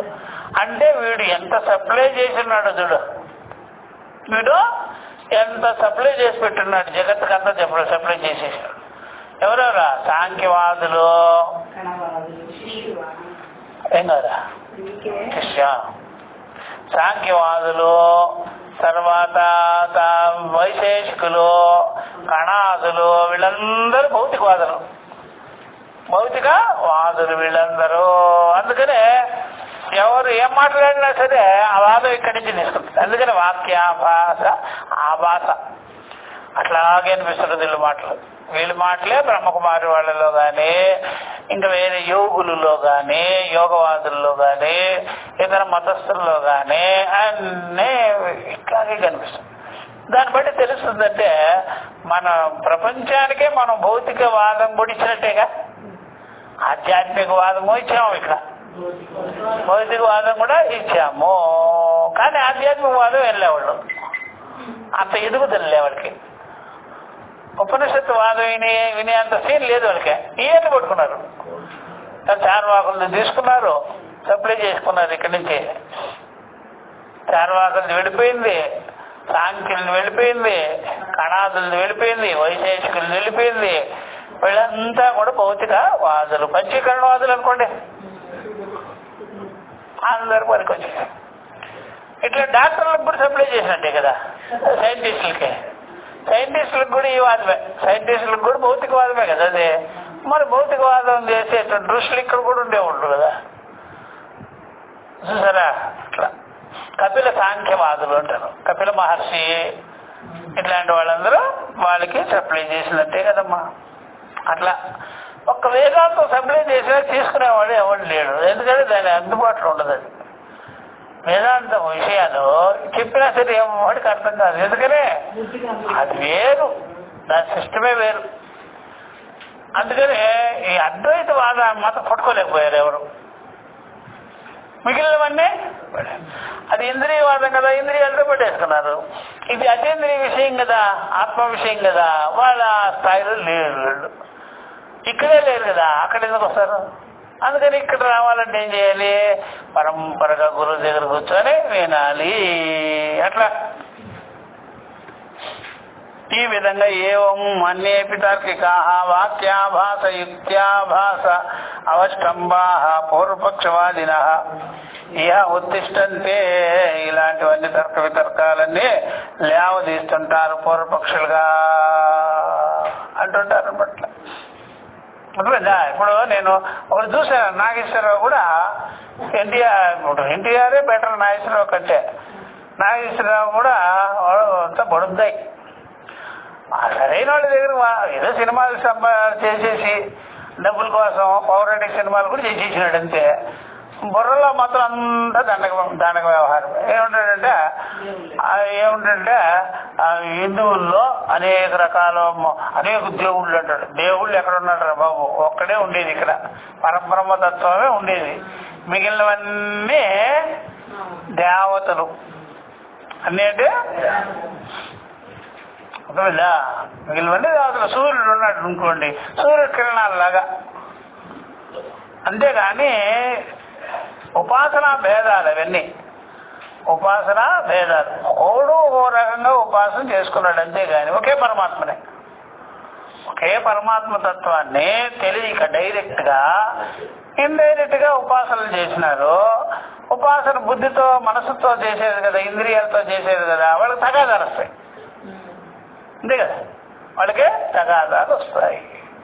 దాన్ని పట్టుకొని నువ్వు ఈ హిందువుల్లోనే ఇట్లాగా అనేక దేవుళ్ళు ఇదొకటి గొడవలు చేసుకుంటారు అంటే ఎట్లా కుదురుతుంది? అంటే నీ నువ్వు అసలు ఏం చదువుకున్నావు, ఏం విన్నావు? అందుకనే వేదాంతం తెలుసుకోకపోతే ఇట్లాగే వాగుతుంటారు. తెలుసుకోవాలి కదా, అట్లా మాట్లాడితే ఎట్లాగా? నిన్ను పట్టుకొని ఎవడన్నా వింటే అట్లా ఏమనుకుంటారా? వాడికంటే ఒక దేవుడు అంట, ఒక దేవుడు. అర్థమైందా? అది నామరూపాలు. ఇక్కడ అనేక దేవతలు నామరూపాలు. అర్థమైందా? మరి ఇక్కడ అసలైంది ఉంది కదా, పరబ్రహ్మతత్వం. అది ఉపనిషత్తుల్లో చెప్తారు. ఇవన్నీ పురాణాలు చెప్పావు నువ్వు. ఆ పురాణాలు చెప్పేవే నువ్వు ఒక్క దేవతను పట్టుకున్నాడు వాడు. వాడికి చాలా కాంట్రవర్సీ ఉంటుంది. ఎందుకంటే అంటే ఛాయిస్ ఉండదు అక్కడ. అది ఏ రూపాన్ని పెట్టుకోవాలని చేసుకోవాలి. అంటే అర్థమంటే ఇంట్లో వాళ్ళందరికీ ఒకటే టైప్ ఆఫ్ షేర్ కొని ఇచ్చినట్టు. ఇంట్లో ఎంతమంది ఉంటారు తోడుకోళ్ళు, ఇంట్లో ఒకడు ఉంటాడు పెద్దోడు. వాడు ఏం చేస్తాడంటే అందరికి కలిపి ఒకటే రంగు ఒకటే డిజైన్ చీరలు కొనిస్తాడు. వాడు మేనేజ్మెంట్ చేస్తుంటాడు ఇంట్లో. అర్థమైందా? అప్పుడు వీళ్ళు ఆరేసేటప్పుడు ఒకరితో మారిపోతుంటారు. ఛాయిస్ లేదు వాళ్ళకి, ఛాయిసే లేదు ఇంకా. ఎందుకంటే ఆ పెద్ద మనుషుల మీద పోవాలి. వాడేమో కొనేటప్పుడు ఒకటేసారి డజన్ చీరలు కొడతారు. డజన్ మంది ఆడవాళ్ళు ఉన్నారు మా ఇంట్లోనే. వాళ్ళకంటే ఏముంది, ఎప్పుడు చూసినా ఏ ఫంక్షన్కి పోయినా అదే చీర కట్టుకొని పోతుంటారు. వాళ్ళ వైపు ఎవరు చూడరు. ఎందుకనే ఏదో యూనిఫామ్ ఏం చూసేది. అర్థమైంది? ఆ రకంగా నువ్వు ఎంతమంది ఉన్నారో అంతమందికి ఒకటే అల్లా, ఒకటే యేసు. ఇక్కడ మాకు అట్లా కాదురా నైనా, ఎవడి ఛాయిస్ వాడికి. ఫ్రీగా ఉంటాడు. రాముడు అంటాడు, ఒకడు కృష్ణుడు అంటాడు, కూడా హనుమంతుడు అంటాడు, ఇంకోటి అంటాడు. ఎంత హాయిగా ఉన్నాడు చూడు, గొడవ లేదు. ఉపాసన భేదాలు తప్పు లేదయ్యా, ఛాయిస్ అది. నువ్వు ఉపాసన భేదాలు చేయకుండా ఒకటే అందరికి బామేస్తే ఎట్లాగా? విసుక్కోరు వాళ్ళు. వాళ్ళకి లోపల బాధ ఉంటుంది, అందుకని వాళ్ళు అనేకం చూసేటప్పటికి వీళ్ళకి కోపం వచ్చేస్తుంది. కోపం వచ్చేసేసి వాళ్ళని తిడుతుంటారు. మాకేమో ఒక్కటే, మీకు అనేకము. అందుకని కోపం వచ్చేసి విభేదాలు పెట్టుకుంటారు. ఇక్కడ విభేదాలు పెట్టుకోరు, ఎవడు దాంట్లో వాడు పడి ఉంటాడంతే. అట్లా తెలుసుకోవాలి బాగా. సనాతన ధర్మం చాలా లోతైంది. ఎందువల్లంటే మనసు భావాలు భిన్నగా ఉంటుంది కాబట్టి భిన్నమైన ఉపాసనా భావాలు ఉంటాయి. ఉపాసనా భేదములే కానీ వస్తు భేదము లేదు. తెలుసుకోవాలి. ఉపాసన అంటే ఒకే వస్తువుల్లోనే భేదములు ఉంటాయి. ఒకడు శంకుని పూజ చేస్తాడు, ఒకడు చక్రాన్ని పూజ, ఒకడు ఆదిశేషుని పూజ చేస్తాడు, లక్ష్మీ అమ్మవారిని పూజ చేస్తాడు, ఒకడేమో పాదాలు పూజ చేసుకుంటాడు. ఎన్ని రకాలండి, అంతా కలిపి వైష్ణవులు వాళ్ళు. అర్థమైందా? అట్లా. కాబట్టి ఏంటో వీళ్ళు అర్థం పర్థం ఉండదు, తెలుసుకోరు. అది లో లెవెల్లో ఎక్కడ ఉండదు, అన్ని చోట్ల ఉంటుంది కదా. ఇప్పుడు విదేశాల్లో అక్కడ చూసినట్లయితే ముసల్మాన్లు ఎప్పుడు కొట్లాడుకుంటూ ఉంటారు కదా, దానికేముంటావు. ఎందుకని వాళ్ళు చూసారు, దాంట్లో ఒకరికొకరు పడి సాగుదు. చిన్న విషయాలు కూడా పడదు వాళ్ళకే. మనమే ఓర్పుగా ఉంటాం, పోనీరా వాళ్ళు చేసుకుంటే చేసుకోలే అని. అర్థమైందా? అట్లా. కాబట్టి అట్లా ఉంటుంది. కనుక మీ ప్రకారంగా వాళ్ళు ఇలాగా అనేక రకమైనటువంటి ప్రశ్నలు లేవదీస్తుంటారు, పూర్వపక్షాలు చేస్తుంటారు, విభేదిస్తుంటారు అని చెప్పేసి అట్లాగా ఇక్కడ చెప్తున్నారు. తత్ర పదవాక్య ప్రమాణ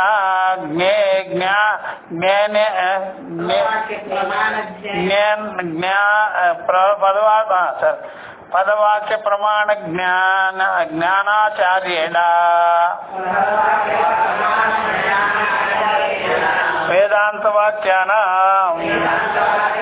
బ్రహ్మావగతి పర్వత బ్రహ్మావగతి పరత్వ ప్రదర్శనాయ వాక్యాభాస యుక్తి ఆభాస ప్రతిపత్తయః పూర్వపక్షీకృత్య నిరాక్రియంతే. కాబట్టి ఇక్కడ తత్ర పదవాక్య ప్రమాణజ్ఞేన ఆచార్యేణ పదవాక్య ప్రమాణజ్ఞుడైనటువంటి ఆచార్యుని ద్వారా అన్నమాట. పద వాక్య చూసారా, పద అంటే ఎవరు వీళ్ళు వ్యాకరణం, వాక్యములు అంటే మీమాంసకులు, ప్రమాణాలు అంటే తార్కికులు. అవన్నీ ఎరిగిన ఆచార్యుడు ఉంటాడు, తెలిసిన వాళ్ళు బాగా. ప్రమాణజ్ఞేన ఆచార్యేణ ఆ ప్రమాణముల గురించి బాగా తెలిసినటువంటి ఆచార్యుడు ఉంటాడు. వాళ్ళ గురించి అంతా తెలుసుకున్నట్టు ద్వైత విషయాలు, ద్వైత వ్యవహారాలు, ద్వైత ఉపాసనలు అవన్నీ తెలిసిన వాళ్ళు ఉంటారు కదా ఆచార్యుడు. వాళ్ళు ఏం చేస్తారంటే వేదాంత వాక్యానం బ్రహ్మావగతి పరత్వ ప్రదర్శనాయ. వాళ్ళు వేదాంత వాక్యంలో ఉండేటువంటి బ్రహ్మాత్మ ఏకత్వ జ్ఞానాన్ని కలిగించేటువంటి పరతత్వం, ఏకత్వ జ్ఞానాన్ని కలిగించేటువంటి ఆ యొక్క తత్వాన్ని ప్రదర్శనాయ తెలియజేసేందు కొరకు, బోధించేందు కొరకు. వాక్యాభాస యుక్తి ఆభాస ప్రతిపత్తయ వాక్యములు ఆభాస సమానంగా ఆ వాక్యాలు చెప్పినట్టుగా ఉంటారు కదా, యుక్తులు సమానంగా తర్కాలు చేస్తూ ఉన్నట్టుగా ఉంటారు కదా. వాటి ప్రతిపత్తయ వాళ్ళు చెప్పేటువంటి యుక్తులంతా పట్టుకున్నవాళ్ళు. ఆ యుక్తులంతా గమనించుకొని వీళ్ళు తెలుసుకొని ఎక్స్పర్ట్స్ ఈ ఆచార్యుడు ఈ పూర్వపక్షం ఇదంతా అని ఇదంతా పూర్వపక్షం చేస్తున్నారు వీళ్ళు. అందుకనే వేదాంత విషయాల్ని తెలుసుకోవాలంటే చాలా సూక్ష్మంగా ఉంటుంది అనమాట. ఎవరు ఇలా మాట్లాడుతున్నారో వీళ్ళు గమనిస్తారు, వేరే వాళ్ళు ఆయన కూడా అదే చెప్తున్నాడు ఊరుకోరా, అది కాదు, ఊరుకో అలాగ అనిపిస్తుంది నీకు. అది వేదాంతం కాదు, గీదాంతం కాదు, అదే అది తత్వమే కాదు. అదే ఊరికే అలాగా లైట్గా అలా ఇచ్చాడు, కోటింగ్ ఇచ్చాడు. అర్థమైందా? కోటింగ్ ఇస్తే అది నువ్వే అనుకుంటావు. అదంతా మచిలీపట్నం నగలరాదే ఉంటుందే పైపైకే. అది 1 గ్రామ్ గోల్డ్ పట్టుకొని ఫుల్ గ్రామ్ గోల్డ్ అంటే ఎట్లా నైనా అని వీళ్ళు కనిపెట్టేస్తారట ఆచార్యుడు గురువు. అందుకని ఆచార్యవాని పురుష వేద పట్టుకొని నువ్వు వేదాంతం కదా ఇదే అట్లా చెప్పినట్టు చెప్తున్నారు వాళ్ళు. నిజంగానే అట్లాగే వేదాంత తత్వాన్ని తెలుసుకోవాలంటే అంత సులభం కాదనమాట. అందుకని అందరూ పడిపోతుంటారు. ఇదే చెప్తున్నారు కదా బాగానే చెప్తున్నాడు, కాదు నిజం కాదు ఇదే. అవన్నీ పైకి అట్లా ఉంటాయి అనమాట. తర్వాత సాధన సాధ్యాలు అంటాడు, అది అంటాడు, ఇది అంటాడు. వాళ్ళు కూడా చెప్తున్నారు స్వామి, మీరు కూడా అనేవాళ్ళు కదా, వాళ్ళు కూడా అలాగే చెప్తున్నారు స్వామి. అది వాక్యాభాష అంటారు, దాన్ని యుక్త్యాభాష అంటారు. వాళ్ళు కూడా తర్కించినట్టు తర్కిస్తుంటారు. అవి ఏమి నిజం కాదయ్యా అట్లా అర్థమైందా? వాళ్ళు కూడా స్వామి రాముడిని పరబ్రహ్మం అన్నారు. రాముడిని నిన్ను అనలేదు కదా, నిన్నన్నప్పుడు చెప్పు, నిన్ను మాత్రం అన్నారు వాళ్ళు. రాముడిని అయినా పరబ్రహ్మం చేస్తారు కానీ నిన్ను మాత్రం అపరబ్రహ్మేను. ఓ అప్పుడు వాక్యార్థ విచారణ ఎక్కడ కుదురుతుంది? తత్వమసి కాదు కదా అది, తత్వమసి కాదు అది. ఒక వ్యక్తి విశేషం చెప్పడం ఏంటయ్యా? ఎంతసేపు ఆ వ్యక్తి గొప్పోడు వ్యక్తి గొప్పోడు అంటావే, అట్లాగే అమ్మవారు గొప్పది అయ్యవారు గొప్పది అంటారు కదా వేదాంతంలో. సర్వం కల్విదం. నువ్వేం చేసావు? అమ్మవారిని పరబ్రహ్మం చేసినావు కదా, నువ్వు మాత్రం అపరబ్రహ్మంగానే ఉంటువే. అర్థమైందా? మరి విశిష్టాద్వైతం విశిష్టాద్వైతం నువ్వు చేసేది వాడినే విశిష్టాద్వైతం అంటున్నావు, పంగళమ్మాలండి కాదు, నువ్వు కూడా విశిష్టాద్వైతమే. అర్థమైందా? నువ్వు కూడా విశిష్టాద్వైతమే. శివుడే పరబ్రహ్మ ఉంటుంటే ఈ శైవులంతా ఏమంటారు? నీలకంఠాచార్యుల శివుడే పరబ్రహ్మ తత్వం ఉంటుండే. మరి నువ్వెప్పుడు అయ్యేది? శృతి దగ్గరికి పో, అది చెప్తుంది, అందరినీ ఒక్కసారిగా చూపిస్తుంది. సర్వం కల్విదం బ్రహ్మ ఈశావాస్యమిదం సర్వం అది చెప్పరు వాళ్ళు, ఆ వాక్యాలు చెప్పరు. ఓన్లీ ఒక వ్యక్తినే చెప్తుంటారు ఎప్పుడు చూసినా. ఈశావాస్యం అంటే ఈశ్ అంటే ఈటి ఈక్షతే సర్వభూతములు యందు ఉండేటువంటి సాక్షితత్వం అని చెప్పారు అక్కడ. ఈశావాస్యం చరాచరం అన్నారు కదా, మళ్ళా మరి అన్నిటిని కలుపుకొని పోయింది. ఒక ఈశ్వరుని సింబాలిక్ గా చేసుకోలేదు కదా, సర్వము ఈట్ అన్నారు. అట్లా చెప్పినారు. అట్లా అందుకని ఒకడు పొగుడుతుంటారు. అందుకని ఇలాగే ప్రార్థనకి ఏదో వచ్చింది ఒకటి ఏం చేస్తుంది, ఎప్పుడు చూసి ఏసా ఆ మొగుడేమో ఏసుని చేసుకున్నావా ఏంటి? నువ్వు ఏసు అంటాడు. వాటికి నీకు ఏ సంబంధం వచ్చినాయి? నన్ను వదిలిపెట్టి దొంగముట నన్ను వదిలిపెట్టింది. మేపేవాడిని నేను, తెచ్చేవాడిని నేను, నువ్వు ఎంతసేపు ఏసు అంటారు. అర్థమైందా? అర్థమైంది. తెచ్చి పెట్టేవాడు వీడు వదిలేసింది. ఇసు అంటుంది. ఏంటో వేసింది గీస. వ్యక్తిగతం ఇక్కడ వ్యక్తిగతం ఉందమ్మా. అయ్యా వ్యక్తిగతం సర్వభూతస్థము. ఆ గురువుని ఎందుకు చెప్పుకుంటాం మనము? ఆ గురువు ఇట్లా వివరించి చెప్పినట్టుగా సర్వభూత సమన్వయం చేసినాడు ఉంది కదా. ఇవన్నీ వినేసి వాళ్ళకి అర్థమైపోయి ఇదంతా పూర్వపక్షరా బాబు అని అప్పుడు పూర్వపక్షిగా డిక్లేర్ చేసి పరిస్థితి ఆచార్యుడు గురువుడు. పూర్వపక్షీకృత్య నిరాక్రియంతే అని చెప్పారు. పూర్వపక్షం చేసే వాళ్ళే నిరాకరించేసి అని కోట్ పరేషన్ అనమాట.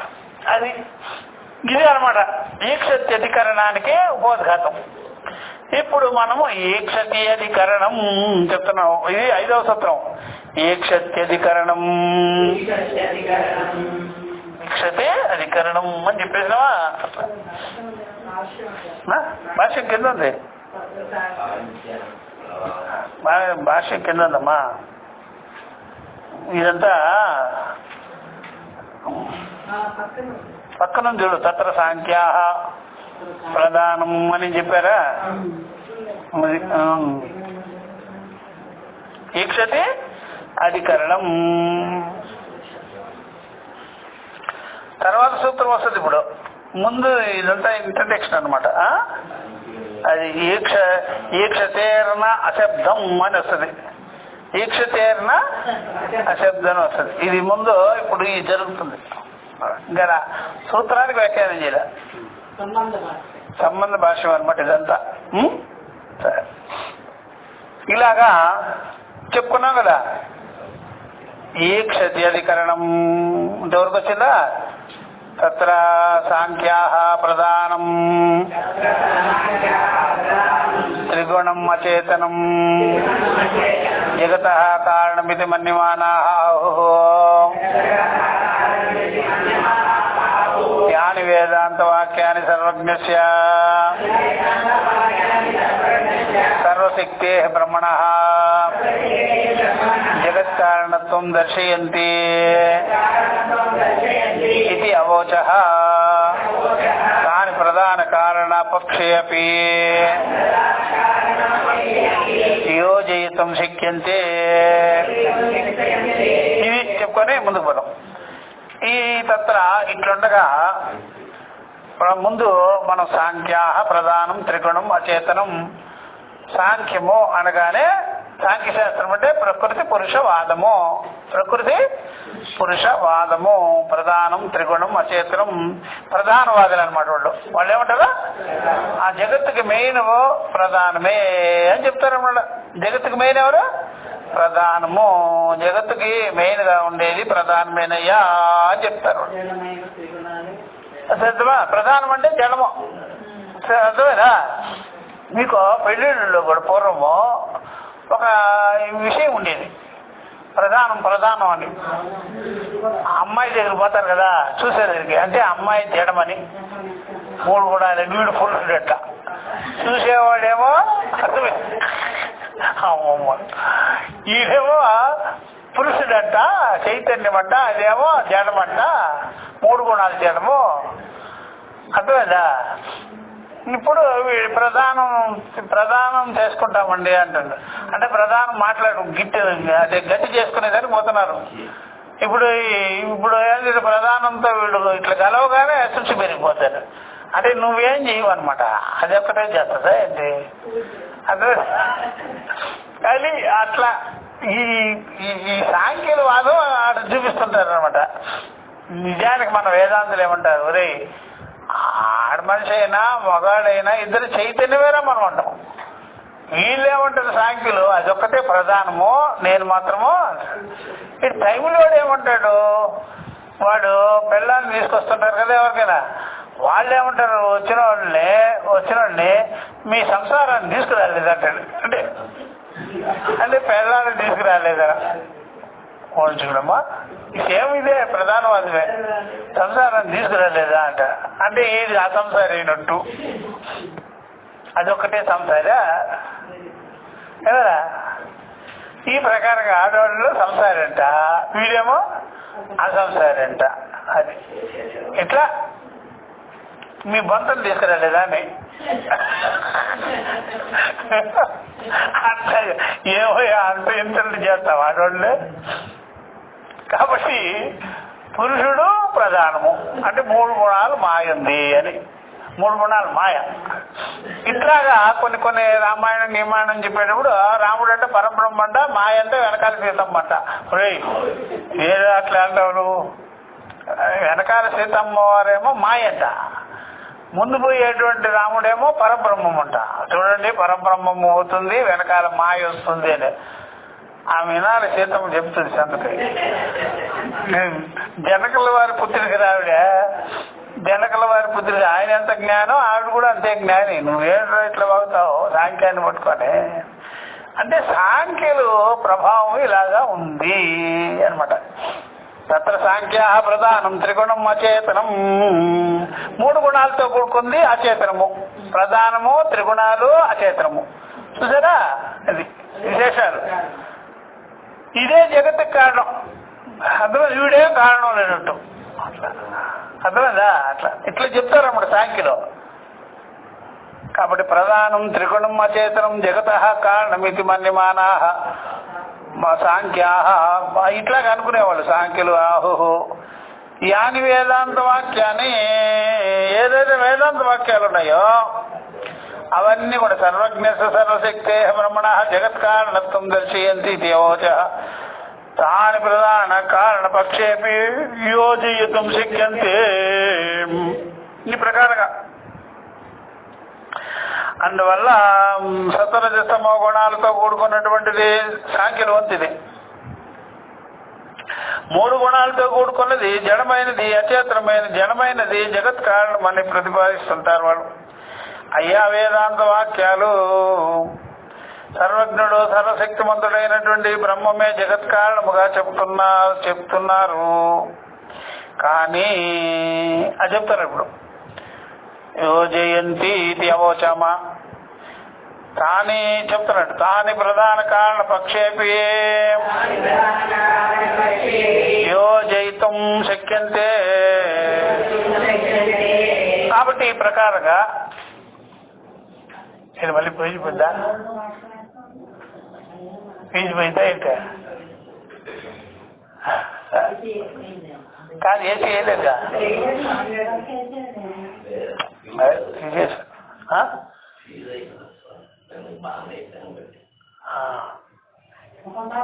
ఆ లైట్ ఏంటి? ఆ లైట్ కిందదే కింద వెలుగుతుంది.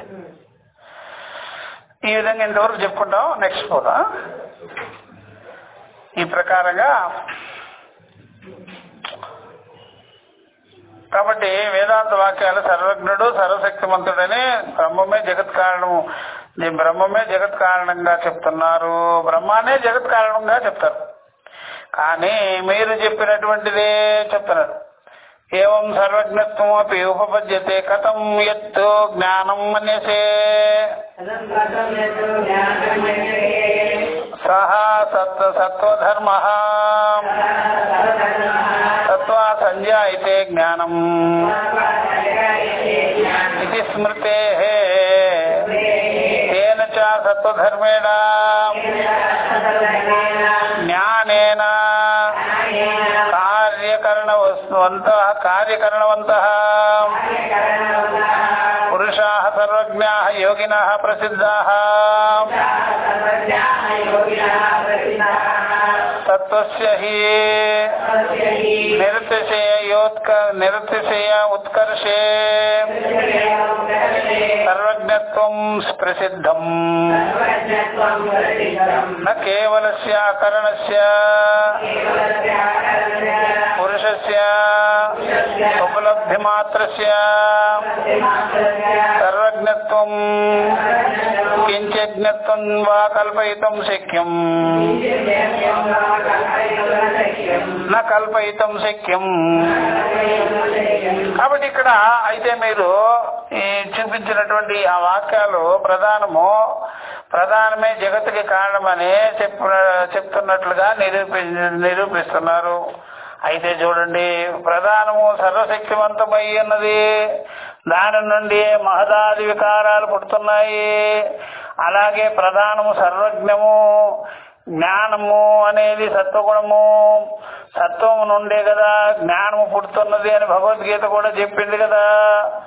సత్వధర్మమైనటువంటి జ్ఞానం వల్ల కార్యకరణ అంటే శరీరేంద్రియ సంఘాతము, కార్యకరణవంతములైన పురుషులు సర్వజ్ఞులుగా యోగులుగా ప్రసిద్ధులవుతున్నారు. సత్వగుణం ఎంత ఎక్కువైతే అంతగా సర్వజ్ఞులవుతారు.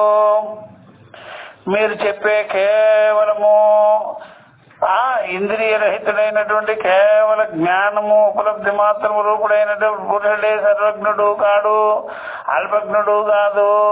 ప్రధానము గుణత్రయ సమన్వితమై ఉన్నది కనుక సర్వజ్ఞాన బీజమైన సత్వగుణము ప్రధాన దశలో ఉండట సంభవం. అందువలన అచేతనమైనటువంటి ప్రధానమును సర్వజ్ఞమని వేదాంతం ఆరోపణగా అంటున్నది.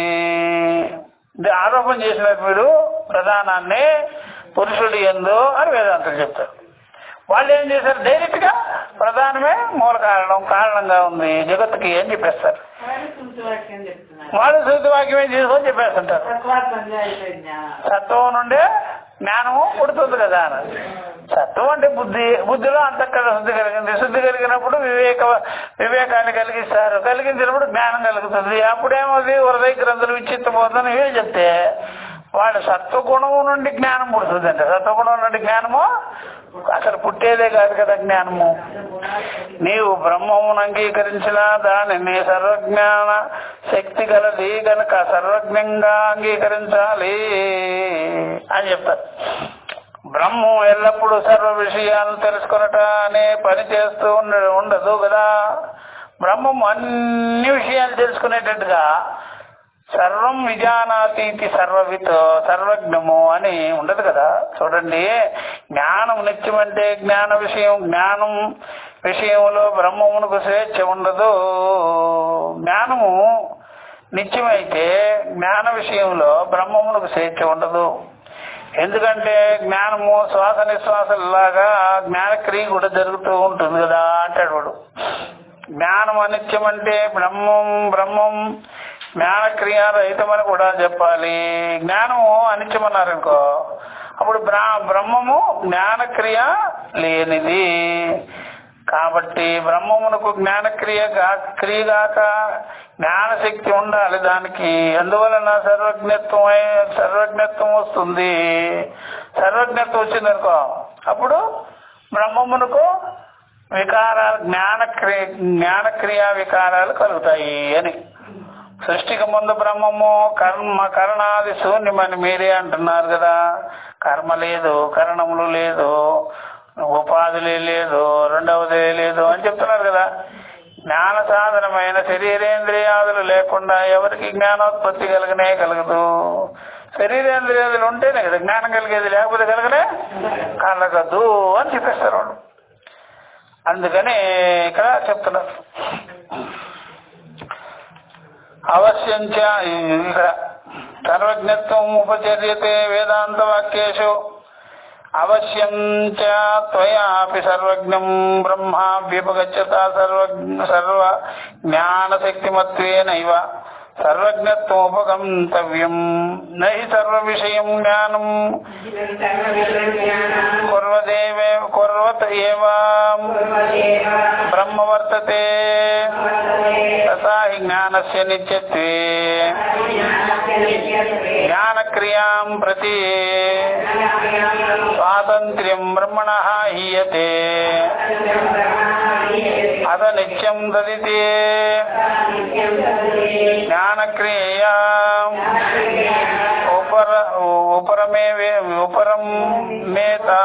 ఉపరమేతాపి బ్రహ్మ తథా సర్వజ్ఞానశక్తిమత్వేనైవ సర్వజ్ఞానశక్తిమత్వేన సర్వజ్ఞానశక్తిమత్వేన నైవ ఉందా నైనా సర్వజ్ఞత్వం ఆపతతి. అపి చ ప్రాగుత్పత్తేః సర్వకారకశూన్యం బ్రహ్మ ఇష్యతే త్వయా. న చ జ్ఞాన సాధనానాం శరీరేంద్రియాదీనాం అభావే కారణత్వ ఉపపత్తి. కారణత్వం ఉన్నదే, కారణత్వం ఉపపత్తి మృదాదివత్ అమ్మా అంతే ఉండేది.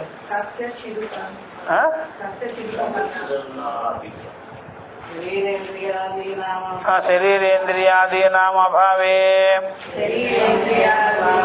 జ్ఞానోత్పత్తి కస్యచిత్ ఉపపన్నా.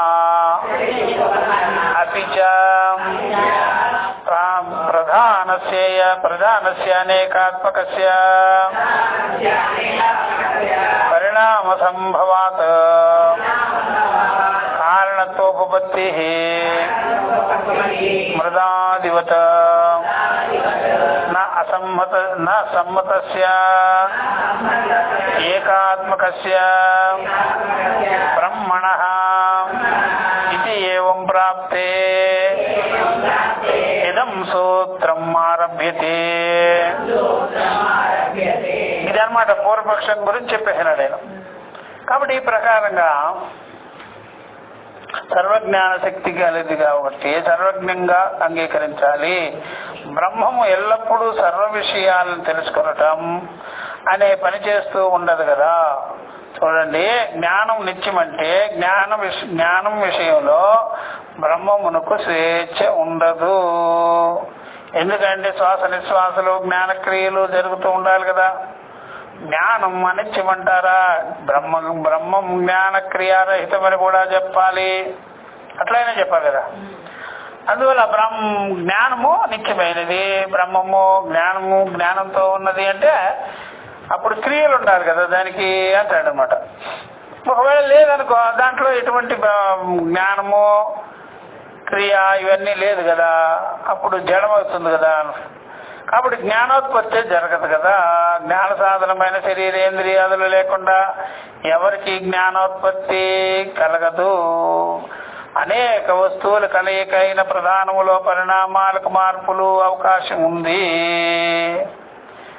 ఇదనమాట జడ చేతనముల యొక్క కలయిక వల్ల జ్ఞానం పుడుతుంది అంటాడు. అప్పుడేమవుద్ది? అనేక వస్తువుల యొక్క పరిణామంతో కూడుకొని ఉంటుంది. మట్టిలాగా అది కొండ వంటి మార్పులకి అవకాశం ఉంటుంది. మట్టి ఎలాగైతే ఉన్నదంటే కొండలు తయారు చేయాలి, కొండల యొక్క మార్పు వస్తుంటుంది. ఆకాశంలాగా అఖండాత్మకమైన ఏకరూపమైన బ్రహ్మమే అయితే కార్యాది రూపంతో పరిణామం వికారం చెందదు. పరిణామం చెందకుండా ఉండాలి, ఒకే చైతన్యం అయితే. మరి జగత్తుకి కారణం ఎవరు చెప్పు? ఒకటే చైతన్యం అయితే జగత్తుకి కారణం ఎవరు? అందువల్ల జగత్తుకి కారణం అవ్వాలంటే ఏం చేయాలి? ప్రధానంతో కలవాలి. ఏం కలవాలి? ప్రధానంతో కలవాలి, జడంతో కలవాలి. జడంతో కలిస్తే జ్ఞాన క్రియాశక్తులు వస్తాయి దానికి.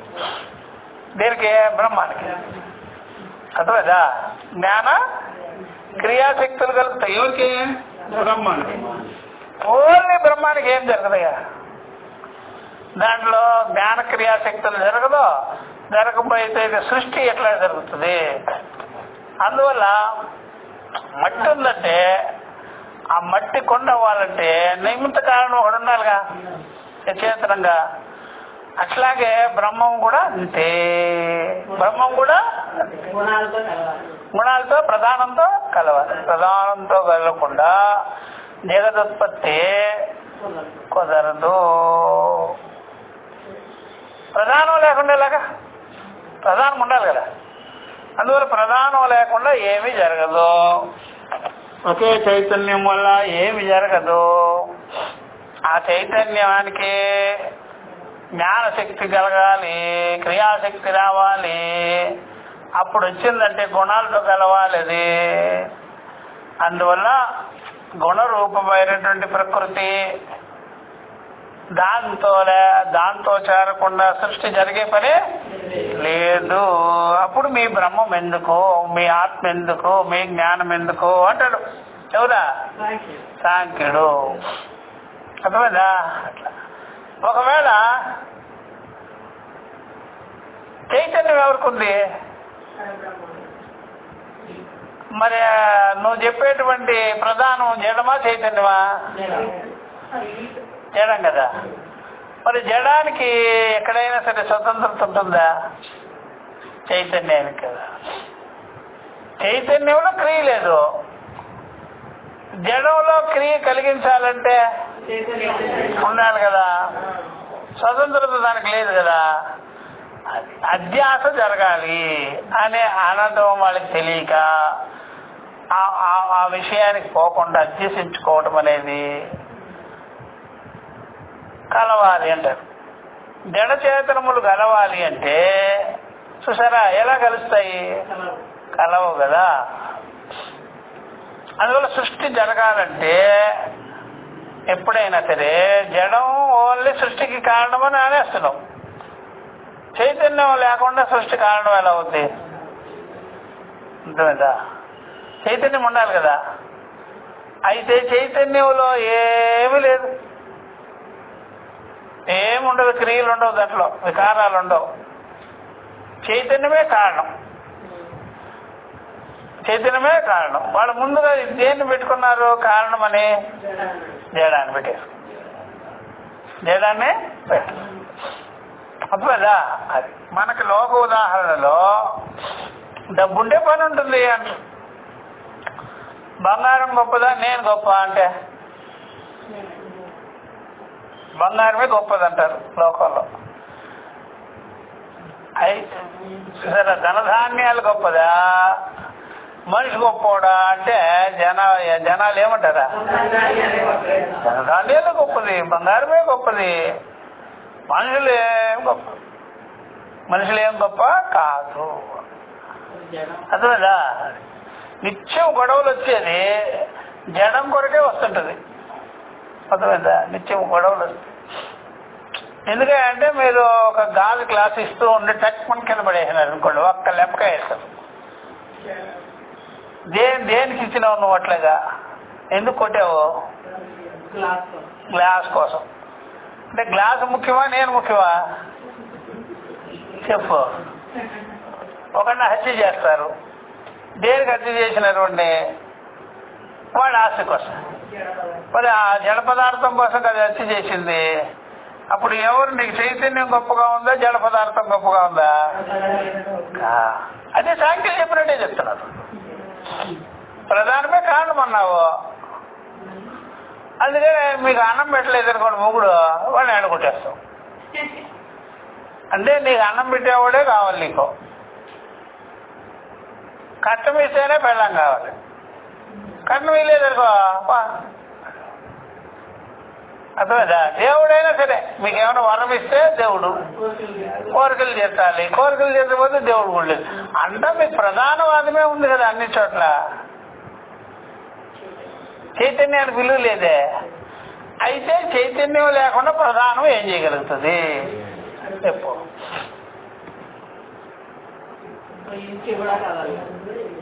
ఆ బంగారం బిస్కెట్లు ఏమన్నా ఓన్గా ఆస్తులు గతంలో మనం దాని అంతటా అదే చేసుకో, నువ్వే వ్యవహారం చేసుకో, ఇల్లు వ్యవహారం చేసుకో, బండి నువ్వే గదులు, పొలం నువ్వే దున్నుకో, నేను లేకుండా.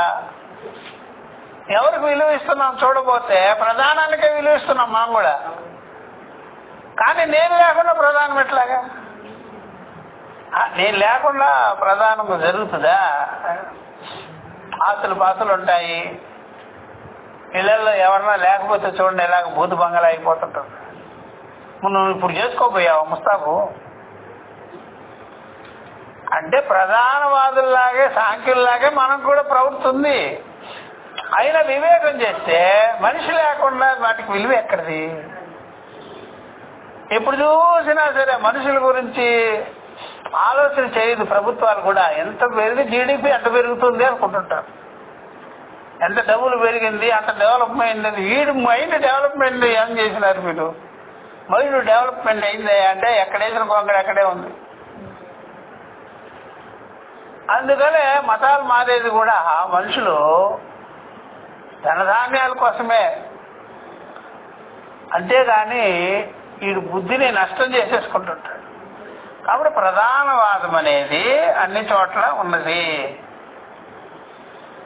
బాగా విచారం చేసినట్లయితే చైతన్యం లేకుండా ప్రధానానికి దిక్కెవరు? ఎన్ని పెట్టుకున్నావు సరే, ప్రధానానికి దిక్కెవరయ్యా? అది ఇప్పుడు క్వశ్చన్ అనమాట. ఇంకెవరికి అడిగినాడు. కాబట్టి వాడు చెప్పిన వాదం అంతా కూడా భౌతికవాదము. అది వాడు అవివేకంతో చెప్పినట్టే కదా అవన్నీ. అవివేకంతో చెప్పేసినాడు. కానీ వివేకం చూస్తే చైతన్యం ఏమి ఈ చైతన్యానికి ఎంత విలువ లేకపోయినా సరే, చైతన్యం లేకపోతే ఏమి జరగవు. నీ ఆత్మకి ఎంత విలువ తెలియడం ఎవరికే. ధనధాన్యాలకి విలువ ఇస్తారు, కానీ ధనధాన్యాలకి వెనకాల ఒక అది ఉంది కదా ఆధారము. ఆ చైతన్యము బయటకు రాదు, షో చేయదు. అది షో చేయదు. అది లేకపోతే దీని షోయే జరగదు. ఈ జగత్ షోయే జరగదు దానికి. ఇంకా నడిచే పనే ఉంది. అది సాంఖ్యుడు ఆ రకంగా వదిలేసుకొని మాట్లాడుతున్నాడు. ప్రధానమే కదా మెయిన్. ప్రధానం లేకుండా ఇది జరిగేది ఎట్లాగా? అది ఇది అంటున్నాడు. రెండు కలవాలి. అదే కలవాలంటే ముందు ఒక అడుగు ఎవరేస్తారు చెప్పు? చైతన్యం వేయాలి కదా, జలం దగ్గరికి చైతన్యమే పోవాలి కదా. నువ్వే చెయ్యి, నువ్వే ముందు అడిగి అంటే అదే అవుతుంది, ఎక్కడైతే ఇంకొకరు అక్కడే. అదే అట్లా అనమాట. అందువల్ల చైతన్యమే దాన్ని దగ్గరకు రాక్కోవాలి. దగ్గరకు రాక్కొని నెత్తిని పెట్టుకొని నువ్వు గొప్ప గొప్ప అని అనాలి దాన్ని. అది నేను గొప్ప అంటున్నా, ఇదే గొప్ప అంటున్నాడు. చైతన్యమే ఇప్పుడు కూడా గొప్ప గొప్ప అంటున్నది కదా. శాస్త్ర పాత్రల్ని గొప్పగా చూసింది ఎవరు? ఇట్లా చేసినా సరే జడానికి ఏమన్నా వచ్చేసిందా? మీసాలు వచ్చినాయా? ఏం రావు. అది ఈ రకమైన వాదన పెట్టాడు అనమాట సాంఖ్యుడు. ప్రధాన వాదం అదే మూల కారణం జగత్తుకే, అది లేకపోతే జగత్తు జరగదు అని చెప్పి ఉదయ చైతన్యాన్ని గౌరవం చేసేసినాడు, తక్కువ చేసేసినాడు. అందువల్ల జ్ఞాన సాధనమైనటువంటి శరీరేంద్రియాలు లేకుండా ఎవరికి జ్ఞానోత్పత్తి కలగదు అని చెప్తాడమ్మో. ఇవన్నీ ఉండి జ్ఞానం కలిగిందయ్యా ఎవరికైనా? అనేక వస్తువుల కలయికైన ప్రధానంలో అనేక వస్తువులు అణువులు కలిసినాయి దాంట్లో ప్రధానంలో. కాబట్టి పరిణామాలకు కూడా అది, మార్పులకు కూడా అది అవకాశం ఇచ్చింది. మట్టిలాగా అది కొండ వంటి మార్పులకు అవకాశం ఇచ్చింది. మట్టి ఎలాగైతే కొండలకి, పిడతలకి, ముక్కుళ్ళకి అవకాశం ఇచ్చింది, అట్లాగా ఆకాశంలాగా అఖండాత్మకమైనటువంటి ఏకరూపమైనటువంటి బ్రహ్మం కార్యాది రూపంతో పరిణామం చెందదు. అయితే చైతన్యము ఆకాశంలాగా ఉంది, అఖండమైనటువంటి ఆత్మ చైతన్యం. అది చైతన్యము అది ఒకే రూపముగా ఉంది. అట్టి బ్రహ్మము కార్యాది రూపాలతో పరిణామం మాత్రం చెందదు. కొండ పరిణామం చెందొచ్చు కానీ మట్టి పరిణామం చెందదు. అలాగే ఆకాశం కూడా. సాంఖ్యుల ఈ పక్షమును దృష్టిలో పెట్టుకుని ఈ సూత్రం ప్రారంభింపబడుతుంది. సాంఖ్యులకు చెప్పేదానికి వచ్చింది ఇది. ఈక్షతేర్న అశబ్దం, చైతన్యము చూచుచున్నాడని క్రియారూపంగా అనుకోవద్దు, ఆయన ప్రకాశమే చూపు అని చెప్తాడు. చైతన్యము చూస్తున్నాడని క్రియ కాదు, అదే అది ప్రకాశం. అది ఇప్పుడు ఎలాగైతే సూర్యుడు ప్రకాశిస్తున్నాడంటే క్రియ కాదు, అది అంతే సహజం. ఈక్షతేర్న అశబ్దం, 1:5 తర్వాత చూడడం వలన ప్రధానం కాదు. చూడడం అనేది సహజం అన్నమాట. అది చూడడం అనేది ప్రధానం కాదు. అంటే వీడు దేహేంద్రియాలకి జోడించి చెప్పాడు చూచుట అనేది. అక్కడ మన దేహేంద్రియాలకి విలక్షణంగా చూస్తున్నాడు. అట్లాగా ఇద్దరు చూస్తున్నారు లోపల, ఒకటి సాక్షి పక్షి, ఒకటి జీవ పక్షి. చూసేవాళ్ళు ఇద్దరు, అర్థమైందా? చూసేవాళ్ళు ఇద్దరు. కళ్ళజోడుతో చూస్తున్నావా, కంటితో చూస్తున్నావా, లేకపోతే కంటిలో ఉండే చైతన్యంతో చూస్తున్నావా? కళ్ళజోడు లేకపోతే చూడయా, అర్థమైందా? సరే కళ్ళజోడు పెట్టుకుంటా, నీ కళ్ళు మూసుకుంటాను చూడమని దాన్ని చూడలేవు, అర్థమైందా? సరే కళ్ళజోడు పెట్టుకుంటా, కళ్ళు కూడా ఓపెన్ చేస్తా, నేను మాత్రం దాని కంటి మీద మనసే పెట్టను, అప్పుడు కూడా చూడలేవు. అందువల్ల మనసున్నా చూడదు, కళ్ళున్నా చూడదు, కళ్ళజోడున్నా కాదు, వెనకాల చైతన్యం ఆర్డర్లో ఉండాలి. చైతన్యములో అది ఉంది, ఆ శక్తి ఉంది మనసు మీద. ఆ మనసును వాడుకుంటుంది, మనసును వదిలేస్తుంది, మనసును వాడుకుంటుంది, వదిలేస్తుంది. అదేనా? మనసు మీద ఆసక్తిగా ప్రకాశించింది అనుకో, సంకల్ప వికల్పాలు చూడగలుగుతుంది. మనసు మీద ఆసక్తిగా లేదనుకోండి, అది పరాగ్భావం అయిపోయింది. అట్లా అనమాట. అందువల్ల వెనకాల మనసుకే సాక్షిగా ఉండేవాడే పురుషుడు, చైతన్యము. అంతే, మనసు వల్ల జరగడం లేదు పని, కంటి వల్ల జరగడం లేదు పని, కళ్ళజోడు వల్ల జరగడం లేదు. ఈ మూడిటికి వెనకాల ఉండేటువంటి చైతన్యం వల్లే జరుగుతుంది. అది మాత్రం ఉపాధిని అంటుకోకుండానే చేస్తుంది, అసంగంగా. దానికి వికారాలు రాలేదు. ఆ మాట చెప్పాలి. అందువల్ల ఆ చూడడం అనేది అశబ్దము, శబ్దం కాదు అదే. శబ్దము అన్నారనుకోండి క్రియా వ్యవహారం వస్తుంది. అశబ్దము అన్నారనుకోండి చూసేది, అశబ్దము అన్నారనుకోండి వ్యవహారం కాదు, అది క్రియ కాదు, అది సహజంగా ప్రకాశిస్తుంది. అది చూడడం వలన ప్రధానంగా అదో దాన్ని చెప్పేటువంటి శబ్దము వేదములో లేదు. ఆత్మ చూస్తున్నది అని చెప్పదట వేదం. చూసినట్టు చూస్తున్నది అంటాడట. చూసినా చూడలేదు అని వస్తుంది. వేదంలో ఏముంటుందా? ఉపనిషత్తుల్లా చూసారా? పశ్యతి అచక్షు, పశ్యతి పశ్యన్నపి న పశ్యతి, పశ్యన్నపి న పశ్యతి. చూసారా? పశ్యన్నపి న పశ్యతి. అచక్షు చక్షు, అచక్షు అది చక్షుర్వత్ పశ్యతి. ఇది ఉంది వేదంలో. పశ్యతి అని లేదు. దేర్ఫోర్ ఆ శబ్దమే లేదు. చూసారా? అది సూత్రంలో ఏముంది? ఈక్షతే నా అశబ్దం ఉంది. ఈక్షతే అంటే చూచుట అనేది శబ్దం లేదు, శబ్దం కాదు అన్నది. అప్పుడు దానికి వివరణ ఏంటి? ఈ శబ్దము ఎక్కడ శృతులలో లేదు, చూస్తున్నది అనే మాట లేదు, చూసినా చూడలేదు అనే మాట ఉంది. చక్షు అపి అచక్షు అని ఉంది. చూసారా? శృణోతి అపి అకర్ణ అని ఉంది. అది కాబట్టి శబ్దము ఆ మాట లేదండి అని చెప్పేసి సూత్రం. ఇది మనం నెక్స్ట్ క్లాస్లో చెప్పుకుంటాం. ఓం సహనావతు సహనౌ భునక్తు సహ వీర్యం కరవావహై తేజస్వినావధీతమస్తు మా విద్విషావహై. ఓం శాంతి శాంతి శాంతి. హరి ఓం శ్రీ గురుభ్యో నమః. హరి ఓం తత్సతు.